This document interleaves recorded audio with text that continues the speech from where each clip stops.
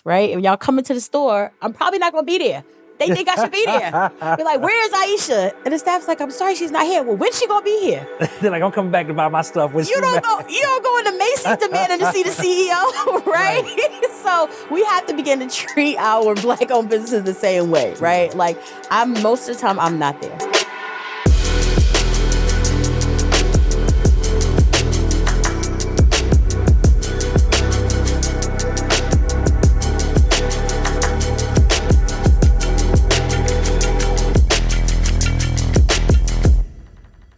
What's going on, family? Welcome to another episode of the Traffic Sales and Profit Show. I'm your host, Lamar Tyler. And if you are a Black entrepreneur looking for new strategies around wealth creation or looking for ways to grow and scale your business, you're in the right spot. And today I got a special guest, Aisha Taylor Issah, and she is the founder of the Sistahs in Business Expo. Y'all seen it in your cities, right? You've seen it online. Welcome to the show. Thanh you so much for having me, Lamar. It's an honor. Thank you. Now, I'm excited because you said you listened to the show, too. I do listen to the show. I've been listening since you announced it. Listen, Good y'all, stuff. I was trying to this how it goes. It's like, listen, bro, don't do this.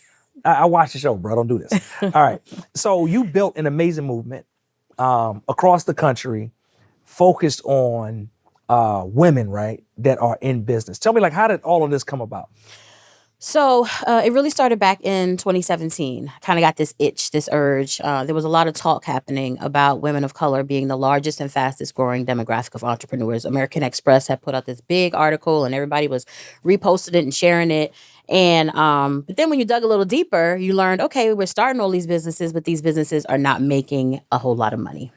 And that didn't sit well with me. And so God gave me this idea to create a platform that would help to close that gap by creating an affordable and accessible platform where women of color could showcase their products and services while gaining valuable resources and information. I was not new to entrepreneurship. My sister and I had owned a career consulting business for over 20 years. And so I knew some of the struggles that we had encountered. We always wanted to do expos, but they were so costly. Even as a new or micro business, you're talking about even back then, $1,500, $2,000. But I knew the impact that those types of events could have. And so I wanted to create something that would meet the needs of that sister who was just starting out or who was, mid-level and really needed to be in spaces like that. And that's how it happened. The thing I find is interesting about expos to me are that they give you a chance to really learn your customer, right? And get right in front of people, to talk to people. Nothing like it. Sometimes even online,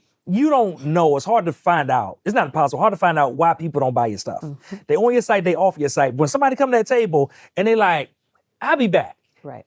You get a chance then to be like, because they ain't coming back. Right. 9 out of 10. But you get a chance right then to really jump in and say, hey, something what is about it. And find out, and find out, and even if they buy from you, being able to dig deep and find out who that person is, right? What made them stop past you and talk to you and want to purchase. And most of the time, I'm not even asking them because when you have those in-person interactions, they just talk to you. Yeah, there's nothing like it. Nothing replaces that in-person interaction. I don't care how big e-commerce gets. I don't care how much we move to online and virtual. There's no replacement for it.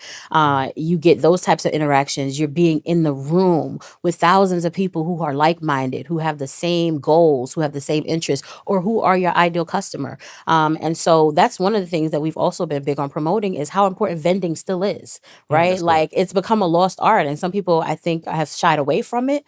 But there's nothing like it. And when you talk to some of the biggest brands out there and you ask them how they started, they tell you that they vended, right? They did tons of shows. They went all over the country pushing their product, right? We can't forget that. And so we really wanted to keep that as a platform for how businesses can grow.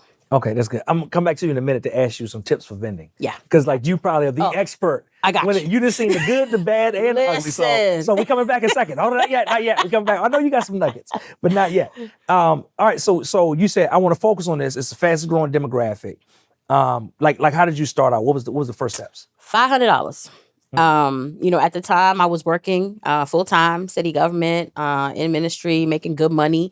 So I had a little change, had good credit, and found a venue and put $500 down on the first space. I had no clue what I was getting myself into, literally. No clue how expensive it was going to be. But my sister showed up. they supported us from day one, and it confirmed that there was a need for this. When I tell you, the minute we announced it, we sold out of vendor spaces in the first 6 weeks. We were packed to capacity in terms of attendees, and that was the very first city, the very first time ever. People came and were like, "Oh, I never heard of this." I was like, "Because it never happened before." And we knew right then that we were onto something and that there was a real need for this. So that's how it started. I did my research, of course, got on my LLC and all that stuff. I knew how to start a business because I had already done that part. But nothing like this. I had a service-based business. We did career consulting. So live events and all that comes with that was new territory for us. That first event, did you make money? Yeah, that one I did. Oh my goodness. That's a load of that. That one I did. That one I did. I mean, we were in smaller spaces. Even though it was a large space at the time, it was smaller than what we do now. So we had about 7,000 square feet, right? We had about 75 vendors and we had about 700 attendees, right? So at that time, we did make some money. It's harder to make money now, but it can be done. And we're thankfully, doing it. But we've learned a lot along the way. So over the 5 years, what are the sizes of the events now? So now we just had our largest space here in Atlanta, which was about 20,000 square feet. Wow. We had the capacity for about 125 vendors, up to about 1,500 attendees. We averaged, pre-pandemic, we averaged about 90 to 100 vendors and about 12 to 1,500 attendees. And of course, post-pandemic, we're somewhere around 700 attendees and still at about 100 vendors, though. And then normally 1 day, 2 day, 3 day events? So we do 1 day. We're piloting our first 2-day experience in New Jersey. In a couple of weeks for the last stop of our tour this year. Go and feel that out and see how it goes. But 2 days is double the money and double the expenses. So we're going to test it out and see how it does. But we're a 1 day high impact, high energy day that really is transformative. So let me ask you this, because as you're doing these events now, you essentially have two customers, right? You have the vendors that pay you money, so you have to make sure they have a great experience. And most importantly, you got to make sure you got people for them. But then you also have to serve the people and entice them to actually come out so that they can, enjoy the event, but patronize your vendors as well. Yeah. Like how is it navigating those two? So you essentially have two marketing strategies, right? We always kind of put it as an event for vendors, but also for those who like to support women of color entrepreneurs. So, because you got people who are intentional about how they spend their dollars, and that's what we're really trying to promote as well. And so it's definitely two marketing strategies. We've got to focus and zero in on that avatar, the businesses who are looking for a space to grow, but also those who just want to support or who like to be in spaces where they can be entertained, but also informed. Even those who are not vendors, though, usually have some sort of entrepreneurial interest. Whether they're, getting the bug or the itch or they want to start something and not really sure. So that's a good component of it too. Okay. And I noticed besides this at the events, you actually program with content too.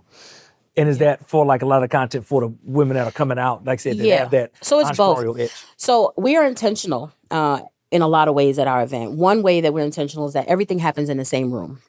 So, you've been to expos, of course. Yes. A lot of times the speakers or the workshops or the panels are in separate rooms, right? And that vending area is dead. Exactly. We don't do that. And that's intentional. We have everything in the same room. We make sure most of the time, with few exception, that we have excellent sound systems so that you can be anywhere in the room and still hear what's happening on the stage, still glean from the nuggets that are being dropped, right? Our vendors love it because they still get the interaction with the attendees, right? We do have seating at the stage, but some people still want to roam around and engage and just kind of listen in on what's happening. So you meet both needs. So we're really intentional about that. We do not like to leave our vendors with that space at all. So that works for us. All right, I love it. Now, you alluded to this a second ago, so I want to, not get too far because I know people like Lamar. Let's get to it. Let's talk about some of these tips for vendors. Yes, Lord. Because like I said, now, I'm sure you probably vended one way or another yourself, right? But then also I vended you work last with weekend. Okay, so we got the perfect person. And then you also work with tons of vendors. So I'm sure you've seen somebody that's giving you an idea like, ooh, that's good, sis. Absolutely. And I tell people all the time, I'm not going to ask you to do anything that I haven't done or still do myself. Because again, we know the value of vending. So our brand itself still vends any chance that we get in an ideal opportunity. So nevertheless, there are so many, right? And again, you don't want to miss out on opportunities. You talk all the time about missed opportunities, right? And when you are in that space, whatever time you have, whether it's a 4-hour event or an 8-hour event or a 3-day weekend, you have opportunities to engage. And one of the biggest mistakes that we see is people miss out on opportunities. They miss out on opportunities maybe because they're on their phone and not because they're capturing content, because they're just sitting and scrolling, missing people walk by, right? One of the biggest missed opportunities is poor branding, right? So not taking the time to put your display together to make sure that your brand is noticeable and present anywhere where I can walk by and I don't have to guess and see, oh, what business is this, right? It should be prevalent so that I know, even if I didn't stop, that I can maybe scan a QR code or even just take a picture of your booth and see the name on the front and know that I'm going to check them out later. And before you move on, like those two are so good because I recently went to InvestFest, Earn Your Leisure event, InvestFest. So I was walking through the expo hall, and it was like all types of like huge like setups, Display. which I've been in myself in the past. The worst feeling as a vendor is you to get there with your little sheet of paper, and then you next to all these people, like they got all the things you're talking about. But the second worst thing you could do is the first part of what you said, which is not be engaged. Because as I walked down the aisles, I was with my nephew. So I was telling my nephew, who's grown, he ain't like a little kid, but I was telling my nephew as we was walking down, I was like, look at this table over here. Because it was while everybody else is standing up in the aisles, talking and greeting and trying to pull people in, it was somebody with a table, nothing on it, no real branding, sitting down on their phone. And I said, that person has basically essentially just wasted all the money they spent to be in here. And they don't know who that one person walking by that could literally change anything for their business like that. That's it. And it's about balance, right? So, because we get it. Everybody can't afford the big, signage and all that stuff, right? But you can do something. Something, yeah. You can do something and you can be engaged, right? Because why take the first step and not take the second, right? You paid your money to be there, okay? But then you show up and don't have what you need to make it profitable and make it beneficial to you, right? So even if it's just a matter of getting you a $99 retractable banner, right? Like something you have to do something, and you got to get up. You got to get up. You cannot be sitting and scrolling on your phone and thinking that the people are going to come to you, because guess what? They are not. They're not going to come to you, because then it might even be another booth where it's not that elaborate, but they're engaged. So they're up, they're talking, they're asking questions, they're telling you about their products. I've seen it happen, right? They have maybe a simple setup, nice but simple, right? But they're more engaged and they do better. So you got to find that balance. I want to tell you something, but I don't want you to judge me. I won't judge you. As a expo attendee, I don't know if I'd even say this on camera. I don't know. Don't get me in trouble here. As an expo attendee, as I'm walking down the aisle, I try to make eye contact with people. Because I don't only want to stop at the place I want to stop at. But what I can tell you without a shadow of a doubt, is there have been times when it was something I thought I was not interested in, but the person like forced my engagement. And then once we started talking, I ended up buying something and walking away. Because maybe just from a distance, it was looking like half the time we don't even know what we really need or want anyway. And if, like I said, we can't tell everything from the outside, we might not. But like I said, somebody will just speak. And then they speak, I'm gonna speak back. Right. So we speak back, we get into an engaging conversation. And then literally they're like, hey, well, I do this thing and this is what I got. And then I'm like, oh, really? There you go. And then I'm glad you mentioned that. later. I do this thing, right? Because another part of our experiences that are intentional is that we specifically include service-based businesses. Oh, that's good. Right? Because I had a service business. I know how it is. You don't feel like you have a space in events like this. Yeah. You don't feel welcomed. We intentionally include service-based businesses because when you go to other events, they're all service-based. If you go to the small business expo that tours the country, all service-based businesses, right? And so we intentionally make sure that we provide a platform for them because, like you said, it might be a service that you need. It might not even be a product you're going to buy. But if I know that you mow lawns, if I know that you groom pets, right? I might not need that right that moment, but I'm going to keep that in mind. I'm going to take your information. Hopefully you're going to add me to your mailing list so that when I do need that service, I can follow up. As if I think about it, most times in the expo, when I leave with something, it is most of the time an actual service-based business. And like I said, if they're there, but I think that's big what you talked about, because for the service-based business owners that are watching, I think sometimes they put themselves in buckets. Yes. Where they say, well, that's not for me. Because I don't have anything to show them. I don't have anything to do. I don't have anything, like everybody else going to be selling, butters and shirts and, clothing and accessories and shoes and stuff like that. I don't have something to show, but you still can show up. Absolutely. And a lot of times service-based businesses, they don't have to sell as much as a product-based business has to sell anyway. Because that one thing they sell could be worth hundreds of thousands or tens Listen. of thousands versus the product person. Yeah. They got to bring all the inventory and then move all the inventory at the same time. So you have a lot less overhead, right? But you can have a lot more return. I don't even own my career consulting business anymore. And I still have people reaching out to me today who met me at career expos Wow. we used to do years ago, right? Who kept that card that I probably got on Vistaprint, right?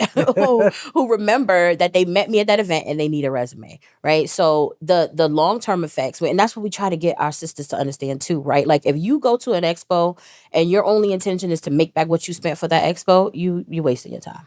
Right? Like everybody wants to make back their money, right? Of course, that's ideal, but I guarantee you it's not going to always happen, right? And the long-term benefits, the long-term investment is what you need to be gaining or what you need to be seeking, because the trickle-down effect, right? Like you might meet 5 people. Those 5 people could tell 25 people about you. You know, they could stand at your booth and post one picture and tag you. And now you've reached their entire audience, right? So it's so much more than just the sales you get there. And I would imagine sometimes it's just the thing of repeatedly showing up. Because, oftentimes, just like we say online, like everybody isn't ready to buy from you the very first time they see you. But it's remembering that, hey, you know what? We talked last year. Yeah. Hey, you know what? I saw that last year and I wasn't ready, but now maybe I am ready, or maybe I'm willing to try something, or, something happens since the last event. So I like that a lot too. Yeah. Any other tips around vending? Yes. Be on time. I can't begin to tell you how many people are often late. Now, here's another one too. And I get that this might not work for everybody, but it's important to have help. Oh, that's good. A lot of people show up by themselves. And I guess sometimes it's maybe because they didn't have a choice, but whenever possible, even if you got to ask that auntie that you don't fool with that much, if you could just have another presence at your booth, right? Who can tell, even if they just tell the person that's waiting, she'll be right with you. She's helping this customer. You know what I mean? Because if it's just you and I'm selling to you and somebody's waiting, they may not want to wait around, right? But you need to have someone who can help engage. You might have to run to the bathroom, right? Like simple things, right? And we see it so often. And it's just the little things that make a big difference. But even in those situations, it makes me think, and I've seen, some of our successful businesses that have come through TSP over the years, right? If they vended early on in the process, they might just ask their communities, ask their customers, right? And somebody think, well, I don't have the money to pay a person. But a lot of times it's people that will easily just volunteer because they just look for something to do on a Saturday, or they like, hey, I get to come to the event and hear what's going on between the things. Some free product. Yeah, right? Free product. Or a lot of times they just want to be next to the founder. Yeah. Like them just getting to spend that time with you as the owner and founder with you, like it's not a big deal because it's me. Yeah. But a lot of times, like them just getting the behind the scenes of the brand and getting to spend time with you and talk to you, because it'd be a lot of time to talk when you're at the expos, right? Like there is equity in that. Absolutely. That people want to tap into. So often I feel like, business owners just aren't making the ask of people. Another huge missed opportunity is not capturing leads. Yes. Right. Or even capturing them in an archaic way. Right. Like it's 2022. You really don't need a pen and paper. Right. Because now who's going home to transcribe all of those terrible handwriting email addresses and try to put them into a database? And if I write down, I'm a bad attendee. I'm about to say, if I write down, so I'm probably giving you a bad email. Now look at that. Like, listen, I'm like, if I got to put it on a piece of paper, you get it's COVID. I don't have to use no pen that somebody else used. Right. Like you have to capture leads and you want to do it in the most technologically savvy way possible. And there are many options. You could have a text code that they're sending to. You could have a QR code that they're scanning. You could have an iPad if you want them to type it in there. Like whatever it is, if you are not capturing leads, my God, that's probably the biggest one. Well, what are some of the best ways for lead capture that you've seen done, or some of the most creative things that you've seen people do for lead capture? Yeah, so like I mentioned, QR codes, of course, everybody's using those now. A lot of people are doing the text to subscribe. And oftentimes, if you really want to get them, offer some type of raffle or giveaway, right? So if you text and subscribe today, you use Expo 2022, you're entered for a chance to win, a free massage, whatever it is, right? So you want to offer some sort of incentive so that they're more inclined to actually subscribe and actually give the right information. So those are some of the ways. A lot of people are doing like these trivia pinwheel things where people can spin and get something. In order to do that, you've got to give your email address. So the options are limitless. The most important thing is do something. Like if you are letting people walk by, even if they're shopping with you, and you're not capturing those leads, you're missing out on opportunities. I love that. We in me and Ronnie, when we did our documentary films, we did 7 full-length docs. So we do a documentary, and at the end of it, we would actually have to sell a movie because it ain't like we was on HBO. So most of the people, if they wanted to see it or tell somebody, had to like actually buy the movie to get it. So we had a vending table set up in the theater. And when we sold, we realized that when we attached the giveaway to it, we captured so much lead gen, it was crazy. And we would go out and vend in other places, expos and events and stuff, book fairs and stuff like that too. But like what you just talked about, like I want everybody to make sure they caught that.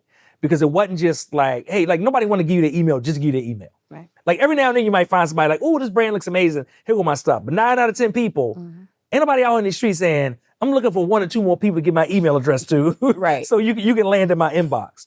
But once we attached like a giveaway item, and what we would always do is we would do like a basket. It had to be something, we want something big and physical that could like sit on the table and people would see it. And once we did that, it drastically shot up the amount of leads we got. Because then it wasn't even just, hey, give us your email address so we can do X, Y, Z. It was like, hey, give us your email address for you to get the chance to win this, like you said. And then they were like, yeah, I want a hold of it. Exactly. And then it also gave us a chance to communicate with each of the people that didn't win, to say, hey, you didn't win, but still make them some type of offer of discount, or here's a special thing just for you for participating. Yeah, people want to be incentivized. It's the same thing with the pop-up on your website, right? Yep. If you tell me I'm going to save 20%, I'm dropping that email. Even if it's the one I never check, I'm checking it that day, right? Exactly. Like people need to be incentivized. So we have to think the same way in the physical setting. What are the strategies that we can use to get real leads? Yeah. I love it. I love it. Hey, if you're listening, I want you to think about this. Our community needs you. So if I need you to grow your business, it's only one way for you to do it and make it happen, and that is with TSP Propel. TSP Propel is like Netflix for Black entrepreneurs. It's a go at your own pace, self-study system of over 50 plus courses. In addition, we give you resources and templates to execute faster. And we're going to do monthly calls with my coaches to make sure you get everything you need and get your questions answered. For more information, visit www.tspropel.com. I love it. I'm curious, out of the vendors to you that make the most, that do the most, are there any specific things you see, or maybe not even specific, like maybe some unique things you've seen, like for people to just go out and crush it? So first of all, having a unique selling proposition, right? Like what is different about your product, brand, or service from everybody else's? Those are the ones that do the best, right? Where if there might be 5 candle vendors, right? But if your candles are shaped like Hennessy bottles, right? Like that's going to stand out to me. Like there has to be something that makes you unique or different. Because that's one of the reasons why people love to come to events like this to shop, because they get things they can't get anywhere else. And they see things they're not going to see anywhere else. So you have to offer something that is unique and that is different from what they can get at Target. So those people do really, really well. And those who really put effort into their displays and make it an experience. We have a lot of people now who don't even use the table, right? They're like, I don't need a table, because they're turning it into a little store. Right. So they've got backdrops, they've got like almost like counters and rugs and greenery, like they're turning it into an experience. Right. So you really got to think outside the box and think about what you can do that will make you stand out, especially when you're in a room with 100 vendors. If somebody's listening to this and they, want to vend, or this inspires them to vend, how can they get those ideas starting out? Like, are they just going online and searching, for ideas? Pinterest, Pinterest, YouTube. okay. Google. I mean, you don't have to be a rocket scientist. We have, information at our fingertips, right? And you might not be the most creative person, because I'm not. Okay. I tell you right now, I hire people to be creative. Okay. So if you know that that's not your strong suit, holla at your homegirl who is. Right? Like everybody has that friend who's super creative or trendy. Like, house is amazing. You're right. Like, hey, them pillows together with that rug. Exactly. Talk to them. Like, listen, I want to jazz up my booth this year. What can I do that's different? This is my first time doing an event. How can I make it pop? You know what I mean? Like, if that's not your strength, that's fine. But find somebody who does have that strength and just try it. I have pictures from when I first vended. Man, I had a notebook. I'm talking about from my career business. I had a notebook with resumes and plastic sheets. It was just like before and after. But I had something, right? And I saw how it evolved over the years. So you got to start somewhere, but just start. Yeah, that's good. That's good. I was just thinking. I was like, man, we haven't vended in a while. I was like, I don't know if I'm built for these. Like I It's did dude different. there my table, like my table, my little tablecloth on it. Like we about to kill them. Then the person next door was like, no, we don't. I pull up and they don't have a table. That scares me. I'm like, what is she about to do? Yeah, I Right? would say probably about 10% now don't want their tables. We removed the Wow. tables. But as soon as you said it, it made sense. Because like you said, like it also invites me as a person walking by, like into the actual Into space. the space. Where that table is kind of like a barrier. Exactly. Where like we stand on one side, they stand on one side. It's like so transactional. There you go. But it literally opens it up and invites them in. Ooh, that was good. Mm-hmm. All right. So the expo, you've been doing it right for 5 years. You've grown it from 7,000 square feet to 20,000 plus square feet. All type of different businesses come in. But the thing that's interesting about you and your business from the first time I met you is that somewhere along the line, you also decided to open up a retail store. I'm still trying to figure out what I was drinking that night. The Hennessy. You thought it was a candle. That candle, right? Yeah. We have delved into the world of retail. And when I tell you it's nothing we ever imagined, it was nowhere on the blueprint. Wow. Nowhere. I had multiple cities on the blueprint. I had weekends on the blueprint. I had all kinds of stuff, but that wasn't on there. But it has been the best thing that ever happened to us. Wow. Yeah. So how did the idea for the store come? And then where were you out of these 5 years? Was that like year one early on, or was it just more so recently? Recently. So Rona, you can thank the Rona for our retail stores. It was during COVID when we were essentially shut down. We're an event-based business. Wow. Right. Yep. We had other parts of the brands. We have what's called the Sistahs in Business University. That's our teaching and training arm where we provide courses and resources. And we also have a foundation. Right. But our bread and butter was events. Right. And so when COVID happened and we could not have events for an entire year, it was looking bleak. And I'm not going to tell you I was one of those businesses that pivoted right away and had a whole plan. I did not. We did do a virtual conference in 2020, that first year, and it went really, really well. But when we started getting into 2021 and COVID was still looming, it was like, all right, what are we going to do? Right? Because first of all of these sisters had not been able to vend for over a year. And a lot of them rely on that as a major revenue stream. Right. And we, ourselves had lost out on a major part of our revenue.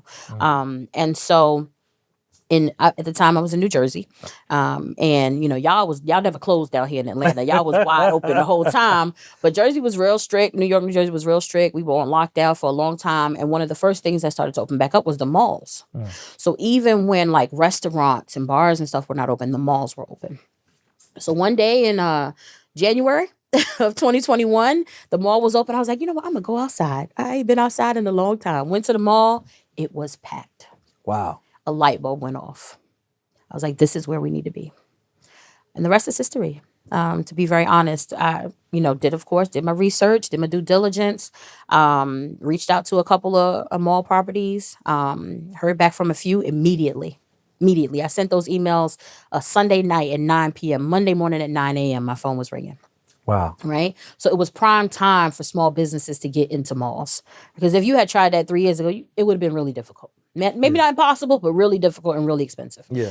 The whole concept was that we wanted to still have a platform for sisters in business to showcase their products and services. So even though they couldn't do it in an expo, maybe they could do it in retail.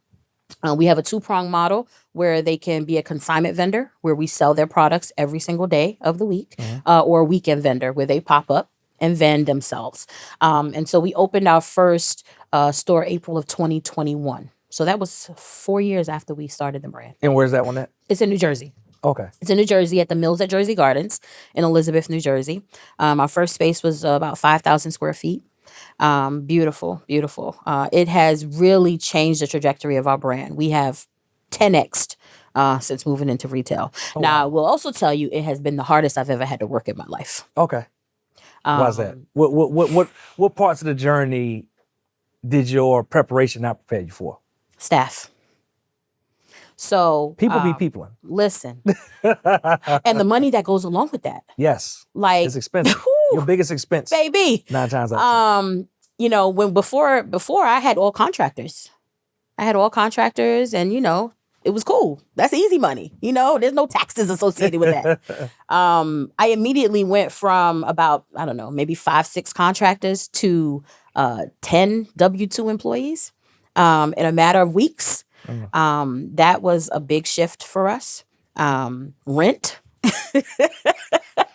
and all of the expenses that come with opening a retail space, especially one of that size. I had no idea what I was getting myself into. So what were some of the expenses when you open retailers? So thankfully, we did not have to do a build out. Okay.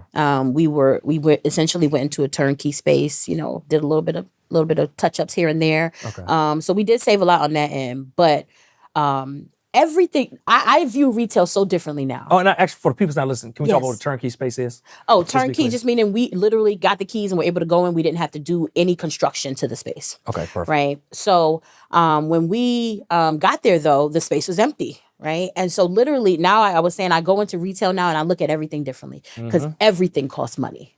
The table, the plant, the thing the earrings is sitting on, Right. the hanger that your shirt is on. Everything costs money and everything is expensive. And you know what? This is the thing I notice about retail that I just know the average consumer does not. It takes a lot of stuff to fill up a store. Oh, God. I just know like people just underestimate. Yes. Because and I think a lot of times when they go into a store and it's not full, I'm not even sure if they're really aware that like it just feels different. No. You're like, hey, like this feels different than like when I'm shopping in Macy's or whatever like that. But I don't think the average person has any idea of how much product and inventory it takes just for a store to feel complete. Listen, when we opened our doors, we had 45 brands. Now we have 120, and it's just not starting to look full. Wow. Okay. Did that surprise you guys? Was that something that surprised you, or you already knew it kind of going into it? I had no idea. I had never done this before. There was no roadmap. There was nobody to show me, hold my hand. I literally have learned this retail journey every day, one step at a time. And it was amazing. Like, so we had to open, right? We had to open because as soon as they give you them keys, that rent starts, right? So we took about 6 weeks to open. We did do a crowdfund campaign. So we raised our goal was to raise $30K in 30 days. We were a little bit shy of that. And we opened April 2nd of 2021. We had 45 brands on the shelves. I didn't even realize how empty it was. I thought we had some. I was like, oh, look at those shirts over there. Oh, but look at all those shelves over there. So, but even at the time when we opened, we had a queue of about 100. We had about 100 applications in the queue of brands that wanted to be in the store. But we had to close just to get open, close the application process. So as soon as we got up and running, we opened them back up. And now we literally bring in new brands every week because they roll in and out. But yeah, it's a huge undertaking. The hours are treacherous, especially in a mall space where you do not control your hours. And so, because if I'm not correct, a lot of malls they have rules. Oh, they got a lot of rules, and they'll fine you, right? If you're not open by a certain time, or if you close, because they need shoppers to walk through and feel like everything open, not like half the mall is shut down. And absolutely, it's a lot of rules. So there are benefits, of course, to being in a mall, right? You get some guaranteed traffic and marketing. It's like and Amazon. like People that. already come in. Exactly. People going to show up whether they know you or not. It's already going to be people in foot traffic every day. As opposed to being in a standalone space, right? But in a standalone space, you'd have more autonomy over when you open and close. We don't have that. So you got to weigh your pros and your cons, right? So we're going to be in that mall because we need that traffic, but that also means we got to be open 10 hours a day. Yeah. So the store is literally every day. Because the mall is open on Sunday too. 7 days a week. 7 days a week. Holidays. They only close on Christmas Day. The only close on Christmas Day. That's the only day that the mall is closed. Christmas Day and Thanksgiving Day, but then it opens Thanksgiving night for Black Friday. Yeah. So it's treacherous. It's a lot. Staffing is a beauty and a beast. And it's expensive, but we have been able to transform so many brands. It's worth it. It's worth it. Yeah. I would do it all over again. I actually did do it all over again when we opened our second store in Atlanta. Yeah. And now where's the Atlanta store at? So the Atlanta store is at Atlantic Station. Midtown Atlanta, beautiful space, beautiful area. I've been in that one. Beautiful space, amazing location. Yeah. We're really proud to bring this experience to Atlanta. Atlanta has been home for us since the beginning. We've been hosting expos here since 2018. So we knew when we were looking at our next location where we were going to come.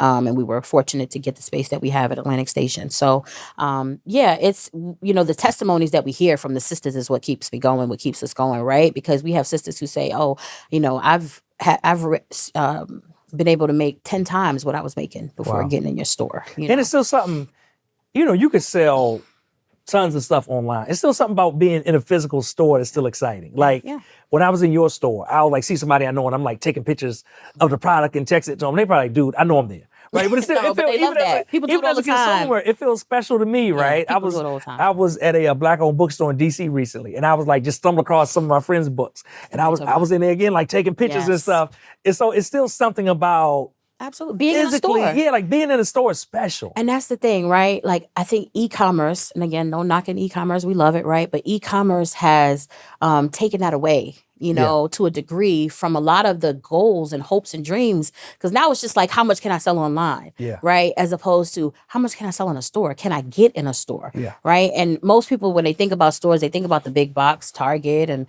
Walmart. And those are great, right? But your average business is never going to get there, maybe, right? We're giving them that gateway to get there if they want to. And just getting there doesn't mean you're selling, right? Because you can make it to Target or Walmart and your stuff be like, they got 5 units of it, stuff in a corner on the back where nobody's going to do anything with it versus, getting in a store like yours where you may give them premium placement where, somebody in the store may say, hey, you know what? My favorite earrings are these right over, and really drawing attention to it, which won't happen in the big box retail. Yeah, and we're trying to get them ready, right? Because if you want to go in Target and Walmart, you can't go in there with 50 units, right? You might need 50,000 units, right? But you still got a great product, you got a great brand, and you are good enough to be in retail. And so we're giving them that start, that chance, that opportunity. For a lot of our vendors, it's their first time ever being in retail. They never thought it was possible, and now they're killing it. So we're really excited. That's good. Now, let me ask you this. From the first store to the second store, what are some of the lessons that you learned when you open up the second retail location? I learned a lot of staffing lessons, for sure. About how much staff you need, how much coverage you need, how much to spend and budget for staffing. I learned to always be hiring from you. Always be hiring. Listen, just couple weeks ago, I had 2 people leave in 1 week, and I had 2 replacements the next week. Hey, you got to always be hiring. So I've learned a lot about just management of staff. I was a manager when I was in city government, so thankfully I have those skills. But when it's your own business, building out that framework, and creating the systems and the culture of having staff was really helpful and important. I also learned about expenses, right? Like a lot of the things that we spent on initially, I ain't spending on this time around, right? Because I know we probably don't need them. Like what? I'm curious. Oh, just like, extra plants, just little things like fixtures or, whenever I can, I try to get stuff for free, right? Yeah. So for example, at our first store, initially we bought a whole bunch of hangers, right? Like you don't realize how much hangers are. They are not cheap, right? But then there was a store right by us who was throwing away all their hangers. Like, yo, let me get those, right? Like I need those hangers. So sourcing, like being able to, cut expenses in any way you can, because the reason why most people don't go into retail is because it's a very expensive undertaking, right? The overhead is tremendous. So anywhere where you can cut costs, but not quality, you want to do that. So I love it. And I love what you even talked about with the fixtures, because I can always tell,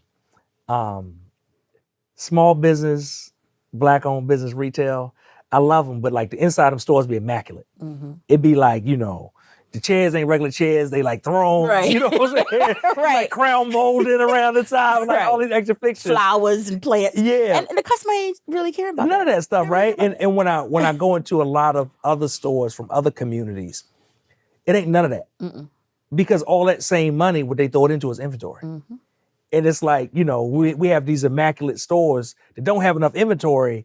But like I said, we got chair rails and, 5 different types of crown molding and the most exquisite and you got stuff. 3 shirts. Right, exactly, right? So I think that's a great lesson. Yeah. Any advice for a person thinking about opening up retail? Yeah. So how should they get started? What should they do? Well, first of all, I think they should believe that it's possible. Right. I think for so long, so many of us have seen brick and mortar or retail as something that wasn't possible or maybe not even necessary. And I can honestly say that was me. I never thought it was necessary. I never even dreamed about it. Right. But there's a reason why brick and mortar stores exist. Yes. Because they work. Right. Like you do not see Target going to a full e-commerce experience. right? They understand that people still physically go into stores and buy what they need, right? So if it is something that you are interested in, then of course you want to do your research. You want to, analyze your costs and your expenses and your revenue and see if financially you're able to do that, right? Like, do you have enough to cover your rent for the first 3 months, right? Things like that. But I want you to believe it's possible. Like that's to me is the biggest. Like if you can get past that, like, and that was it for me, right? Like, cause I know other sisters who have retail spaces and things like that, not with the same concept as us, but they have retail. I'm like, if they can do it, I can do it. You know what I mean? Like, it is possible. And so I really want people to understand that. Do your research, get good people on your team, right? Like, you gotta have a great accountant. You gotta have a great fiscal financial person. If you're going into retail, you're definitely gonna need a manager. And so, because I had to learn that too, right? Like, because now I essentially have two completely separate parts of the brand. I cannot manage expos and manage a store. I was about to say, because if you don't have a manager, you're gonna be the manager. And I was at first. Yeah. And I was at first. I remember one day, and I had a 6-month-old, right, at the time when we opened the first store. And I was in that store for 12 hours. I hadn't seen my son from the morning when I left. When I came home at night, he was asleep. And I got in my car and I cried. Wow. I cried. I was like, I cannot do this. I love this store. I love this concept. I love this space, but it cannot take this much of my time. And it was from that point forward where I was like, y'all, I'm not going to be here every day. Y'all have to figure it out. You have to figure out how to manage this and how to run this store when I'm not here. But it was me telling me that I had to be there. I had decided that. And I think that's the thing. And that's the big nugget is that you have to design the business that you want. Yeah. So again, like if you don't design it so that, hey, I'm gonna have a manager in there, guess what? You're gonna be the manager. Yeah. Guess what that means? You're gonna have to be the opening and be the closing and run to the bank and do all the things. All the things. And I understand somebody's watching saying, well, Lamar, I don't have the money to hire somebody else right now. That's fine. But if it's in your plans, it can happen. Because if you just are waiting for things to just magically appear, you'll wake up and 5 years later, 10 years later, 15 years later, you'll still be the one opening and closing that store every day. Absolutely. And missing out in moments, right? Which is kind of what you just spoke And that's to. not living, right? That's just working. And I'm not working to just work. I want to live and enjoy my labor. And so the staff now tell you, they don't know when I'm gonna be there because most of the time I'm not there. I'm obviously not at both stores because they're in two different states. I do go back from time to time. At first I was going back every other week and that was killing me. So now I go every other month.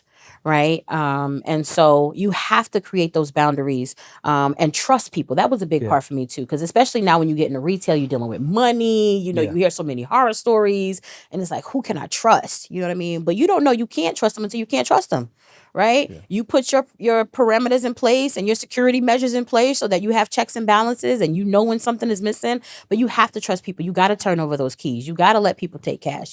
Otherwise, you are literally going to be there all day, every day. And you can't operate like that. We have customers now, and I hope somebody hears this, right? If y'all come into the store, I'm probably not going to be there. They think I should be there. They're like, where is Aisha? And the staff's like, I'm sorry, she's not here. Well, when's she gonna be here? They're like, I'm coming back to buy my stuff. You don't go into Macy's demanding to see the CEO, right? So we have to begin to treat our Black-owned businesses the same way, right? Yeah. Like most of the time, I'm not there, and it's okay. And that's a sign of growth. Yeah. I love it. All right. So how can they find out more about you? Sistahs and Business Expo, the retail stores, like where should they go? Yeah, so sibexpo.us is our hub for everything, and that's Sistahs in Business. It stands for Sistahs in Business Expo, sibexpo.us. And there you'll be able to find information about the events, about our pitch competitions, about our our courses, and you'll also be able to get linked to the shop. If you just want to shop and you want to get information on that, you can go to thesistahshop.com, and that's SISTAH, thesistahshop.com. All right, y'all. So there you have it, right? This has been a masterclass in vending and retail, everything you want to know. And I want you, if you are a entrepreneur, right, a woman of color or Black woman entrepreneur, make sure you get a hold of the expo. Make sure you go out and vend. I'm telling you, vending is one of the best things you can do to learn so much about you, about your business, about your customer and the product, all of it, service-based people. She chose this for you too. And then also make sure you go out and support these stores, these businesses, these companies, right? The Sistah Shop, if you are in Atlanta or Jersey, hey, get there. If you like surrounding area, just make a pilgrimage, right? It is Black woman retail mecca, right? Amazing stores and locations. And listen, I said a lot about e-commerce, but we do have a website. So if you're not local to one of the stores, you can shop online at thesistahshop.com. All right, there we go, y'all. Make sure you support and check it out. And thank you for watching another episode of the Traffic Sales and Profit Show. Thanks for listening to another episode of the Traffic Sales and Profit Show. Hey, do me a favor. If you enjoyed what you heard today, subscribe and follow us on this platform right now to make sure you do not miss a beat as we drop new episodes and additional content every single week. Also, if you'd like to get access to a free paperback copy of my book, access to the TSP Traffic Sales and Profit free Facebook group, our challenges, resources, our events, and more, make sure you visit us at www.trafficsalesandprofit.com/podcast.